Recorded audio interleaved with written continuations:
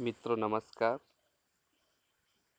मैं अमित राम केवट, अतिथि व्याख्याता हिंदी, शासकीय महाविद्यालय लोरमी।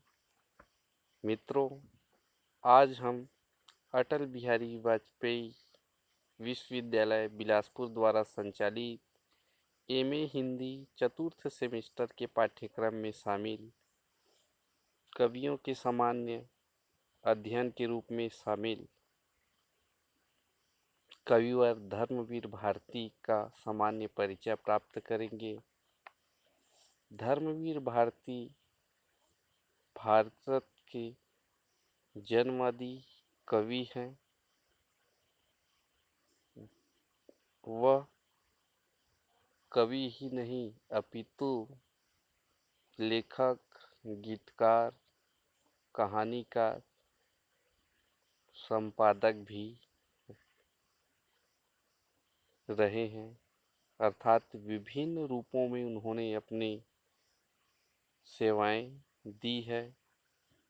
तो मित्रों, आगे देखते हैं कविवर धर्मवीर भारती का सामान्य परिचय। धर्मवीर भारती जी आधुनिक हिंदी साहित्य के प्रमुख लेखक, कवि, नाटककार और सामाजिक विचारक थे। वे एक समय की प्रख्यात साहित्यिक पत्रिका धर्मयुग के प्रधान संपादक भी थे।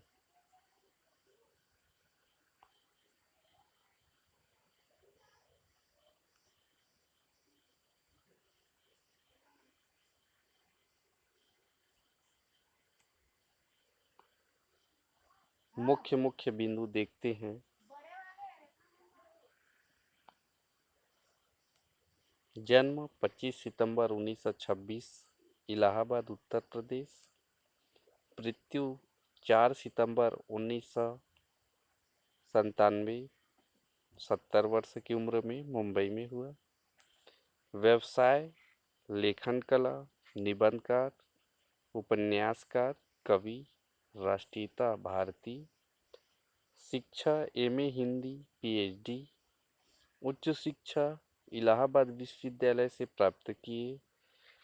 उल्लेखनीय कार्य इनके द्वारा है जो रचित कार्य है गुनाहों का देवता, जिसका प्रकाशन 1949 में हुआ। सूरज का सातवां घोड़ा 1952, ये भी उपन्यास है। अंधा युग नाटक, जो पहला गीति नाट्य के रूप में प्रसिद्ध है, 1953 में प्रकाशित हुआ। उल्लेखनीय सम्मान है 1972 में पद्मश्री, 1984 वैली टर्मेरिक द्वारा सर्वश्रेष्ठ पत्रकारिता पुरस्कार, 1988 महाराजा मेवाड़ फाउंडेशन का सर्वश्रेष्ठ नाटककार पुरस्कार, 1989 में संगीत नाटक अकादमी सम्मान, राजेंद्र प्रसाद सम्मान, भारत भारती सम्मान, 1994 में महाराष्ट्र गौरव सम्मान, कौड़ी सम्मान, व्यास सम्मान। इनकी जीवन साथी थी कांता भारती, जिनसे विवाह 1954 में हुआ। प्रथम पत्नी रही और दूसरी पत्नी थी पुष्पा भारती। इनके पुत्र पुत्रियां हैं। पुत्री परमिता प्रथम पत्नी से, पुत्र किंसुक भारती और पुत्री प्रज्ञा भारती दूसरी पत्नी से। डॉक्टर धर्मवीर भारती को 1972 में पद्मश्री से सम्मानित किया गया। उनका उपन्यास गुनाहों का देवता सदाबहार रचना मानी जाती है। सूरज का सातवां घोड़ा को कहानी कहने का अनुपम प्रयोग माना जाता है, जिस पर श्याम बेनेगल ने इसी नाम की फिल्म बनी। अंधा युग उनका प्रसिद्ध नाटक है। इब्राहिम अलकाजी, राम गोपाल बजाज, अरविंद गौड़, रतन थियम, एम के रैना, मोहन महर्षि और कई अन्य भारतीय रंगमंच निर्देशकों ने इनका मंचन किया है। आइए देखते हैं इनके जीवन परिचय। धर्मवीर भारती का जन्म 25 सितंबर 1926 को इलाहाबाद के अंतरसुईया मोहल्ले में एक कायस्थ परिवार में हुआ था। इनके पिता का नाम श्री चिरंजीव लाल वर्मा और मां का श्रीमती चंदा देवी था। स्कूली शिक्षा डीएवी हाई स्कूल में हुई और उच्च शिक्षा प्रयाग विश्वविद्यालय में। प्रथम श्रेणी में एमए करने के बाद डॉक्टर धीरेन्द्र वर्मा के निर्देशन में सिद्ध साहित्य पर शोध प्रबंध लिखकर उन्होंने पीएचडी प्राप्त की। घर और स्कूल से प्राप्त आर्य समाजी संस्कार, इलाहाबाद और विश्वविद्यालय का साहित्यिक वातावरण, देश भर में होने वाली राजनीतिक हलचलें, बाल्यावस्था में ही पिता की मृत्यु और उससे उत्पन्न आर्थिक संकट, इन सब ने उन्हें अति संवेदनशील, तर्कशील बना दिया। उन्हें जीवन में दो ही शौक थे, अध्ययन और यात्रा। भारती के साहित्य में उनके विशद अध्ययन और यात्रा अनुभवों का प्रभाव स्पष्ट देखा जा सकता है। जानने की प्रक्रिया में होने और जीने की प्रक्रिया में जानने वाला मिजाज जिन लोगों का है, उनमें मैं अपने को पाता हूँ। यह उनके कथन ठेले पर हिमालय रचना में उन्होंने लिखा है। उन्हें आर्य समाज की चिंतन और तर्क शैली भी प्रभावित करती है और रामायण, महाभारत और श्रीमद् भागवत प्रसाद और शरत चंद्र का साहित्य उन्हें विशेष प्रिय था। आर्थिक विकास के लिए मार्क्सवादी सिद्धांत उनके आदर्श थे, परंतु मार्क्सवादियों की अधीरता और मताग्रहता उन्हें अप्रिय थे। सिद्ध साहित्य उनके शोध का विषय था। उनके षट्जिया सिद्धांत से वे विशेष रूप से प्रभावित थे। पश्चिमी साहित्यकारों में शोले और ऑस्कर वाइल्ड उन्हें विशेष प्रिय थे। भारती को फूलों का बेहद शौक था। उनके साहित्य में भी फूलों से संबंधित बिंब प्रचुर मात्रा में मिलते हैं। आलोचकों में भारती जी को प्रेम और रोमांस का रचनाकार माना है।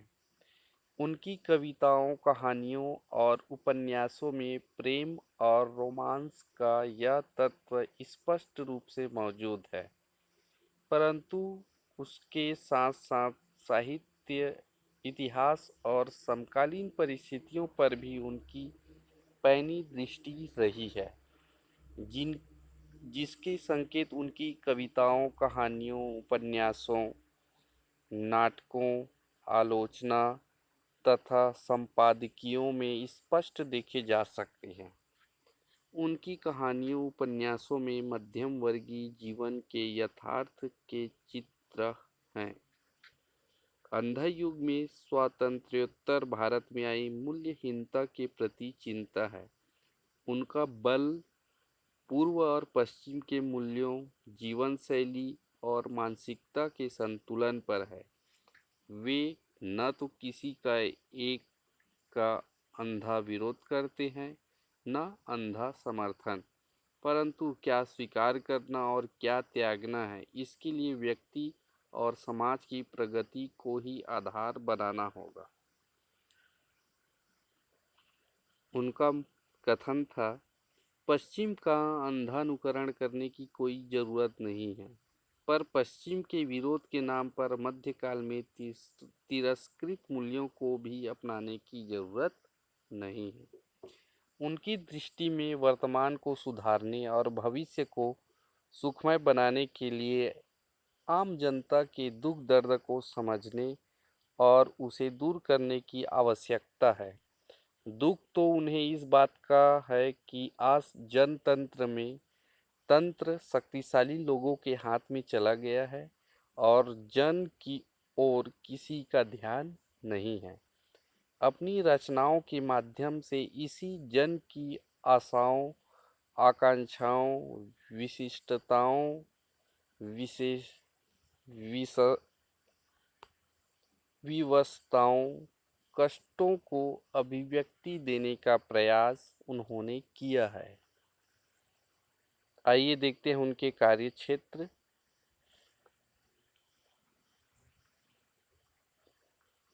उनका कार्यक्षेत्र अध्यापन का था। 1984 में संगम संपादक श्री इलाशचंद्र जोशी में सहकारी संपादक नियुक्त हुए। 2 वर्ष वहाँ काम करने के बाद हिंदुस्तानी अकादमी में अध्यापक नियुक्त हुए। सन 1960 तक कार्य किया। प्रयाग विश्वविद्यालय में अध्यापन के दौरान हिंदी साहित्य कोश के संपादन में सहयोग दिया। निकष पत्रिका निकाली तथा आलोचना का संपादन भी किया। उसके बाद धर्मयुग में प्रधान संपादक पद पर बम्बई आ गए। 1997 में डॉक्टर भारती ने अवकाश ग्रहण किया। 1999 में युवा कहानीकार उदय प्रकाश के निर्देशन में साहित्य अकादमी दिल्ली के लिए डॉक्टर भारती पर एक वृत्त चित्र का निर्माण भी हुआ। आगे है धर्मवीर भारती को सम्मानित, पुरस्कृत, अलंकृत किए गए हैं, उनका विवरण है। अलंकरण तथा पुरस्कार। 1972 में पद्मश्री से अलंकृत डॉक्टर धर्मवीर भारती को अपने जीवन काल में अनेक पुरस्कार प्राप्त हुए, जिनमें से प्रमुख हैं 1984 हल्दी घाटी श्रेष्ठ पत्रकारिता पुरस्कार, महाराणा मेवाड़ फाउंडेशन सम्मान 1988, सर्वश्रेष्ठ नाटककार पुरस्कार संगीत नाटक अकादमी दिल्ली के द्वारा प्रदत्त किया गया 1989 में। भारत भारती पुरस्कार उत्तर प्रदेश हिंदी संस्थान द्वारा 1990 में प्रदान किया गया। महाराष्ट्र गौरव सम्मान महाराष्ट्र सरकार द्वारा 1994 में दिया गया। व्यास सम्मान के बिरला फाउंडेशन द्वारा प्रदान की गई। इनकी कुछ प्रमुख कृतियां हैं, आगे देखते हैं। कहानी संग्रह, मुर्दों का गांव, स्वर्ग और पृथ्वी, चांद और टूटे हुए लोग, बंद गली का आखिरी मकान, सांस की कलम से, समस्त कहानियां एक साथ, ये इनके कहानी संग्रह हैं। काव्य रचनाएं हैं ठंडा लोहा, 7 गीत वर्ष, कनुप्रिया, सपना अभी भी, अद्यतन। इनके द्वारा रचित उपन्यास हैं गुनाहों का देवता, सूरज का 7वां घोड़ा, 11 सपनों का देश, प्रारंभ व समापन। निबंध संग्रह हैं ठेले पर हिमालय, पश्यंती, एकांकी व नाटक है नदी प्यासी थी, नीली झील, आवाज का नीलाम। ये सभी इनके नाटक व एकांकी हैं। पद्य नाटक है अंधा युग, इनके द्वारा आलोचित ग्रंथ है आलोचना के रूप में प्रगतिवाद, एक समीक्षा, मानव मूल्य और साहित्य, भाषा परिमार्जित, खड़ी बोली, मुहावरों, लोकोक्तियों, देशज तथा विदेशी भाषाओं के शब्दों का प्रयोग उन्होंने बहुतायत भाषा के रूप में किया है।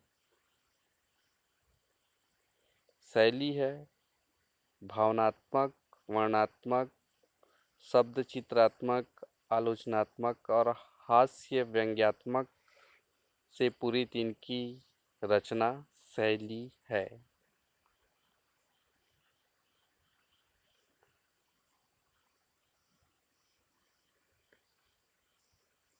यह था कवि, उपन्यासकार, संपादक धर्मवीर भारती का सामान्य साहित्यिक परिचय। मित्रों नमस्कार, धन्यवाद।